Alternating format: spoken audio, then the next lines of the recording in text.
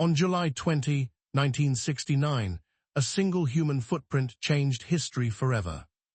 Neil Armstrong, commander of Apollo 11, slowly climbed down the ladder of the lunar module Eagle. As his left boot touched the dusty surface of the moon, he spoke the words the entire world was waiting to hear. "That's one small step for man, one giant leap for mankind."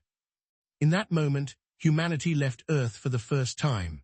Armstrong stood on another world, 384,000 kilometers away, while hundreds of millions watched in silence. The moon's surface was soft, gray, and completely still. No wind, no sound, just the quiet footsteps of the first human to walk on another celestial body. Armstrong spent only a few hours there, collecting rocks and planting the American flag.